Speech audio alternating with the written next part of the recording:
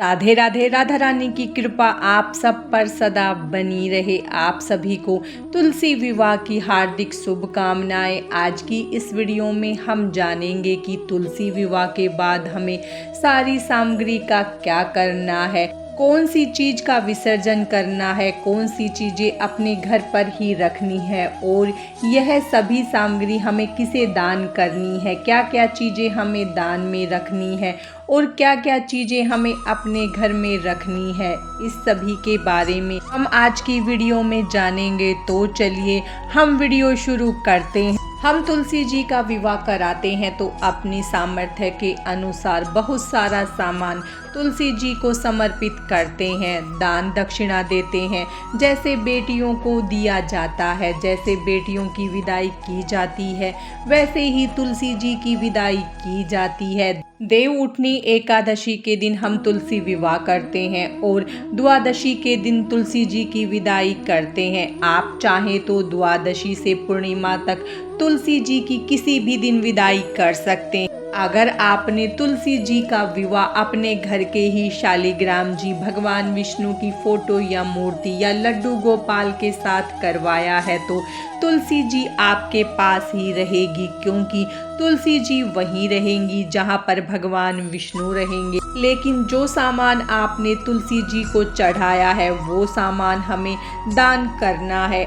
अगर आपने शालिग्राम जी, भगवान विष्णु की फोटो या मूर्ति या लड्डू गोपाल किसी और के हैं, उनके साथ आपने तुलसी जी का विवाह करवाया है तो सारा सामान और तुलसी जी भगवान के साथ जाएंगे। जो हमने भोग चढ़ाया है कुछ तो हम तुलसी जी के साथ भेज देते हैं और कुछ हम भोग प्रसाद रूप में सभी में बांट देते हैं। उसके बाद हमने जो कपड़े, बर्तन, चांदी, सोना चढ़ाया है और श्रृंगार का सामान, दक्षिणा, वो हम दान कर देंगे। अगले दिन हम सुबह चौकी उठाते हैं। जिस जल के लोटे से हमने एकादशी की कथा सुनी थी उसको हम चंद्रमा को अर्घ दे सकते हैं और कलश पे से हम दीपक हटा लेंगे और कलश के जल को हम पूरे घर में छिड़क देंगे। बाकी बचे हुए जल को हम पौधों में डाल देंगे।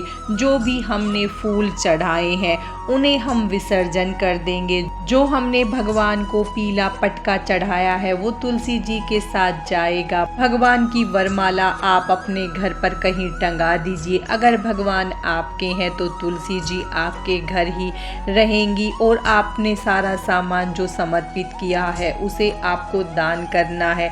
तुलसी जी की विदाई अगले दिन की जाती है। तुलसी जी के विवाह के बाद तुलसी जी की विदाई आप द्वादशी से लेकर पूर्णिमा तक कभी भी कर सकते हैं और तुलसी जी को विदा कर सकते हैं। बस इस बात का ध्यान जरूर रखिएगा कि एक बार जिस तुलसी का विवाह आपने करवा दिया, अगले साल इन्हीं का विवाह आपको नहीं करवाना है। किसी और दूसरी तुलसी का आप विवाह संपन्न करा सकते हैं। अगर आप किसी भी कारणवश एकादशी के दिन तुलसी जी का विवाह नहीं करवा पाए हैं तो आप कार्तिक पूर्णिमा तक कभी भी तुलसी जी का विवाह करवा सकते हैं।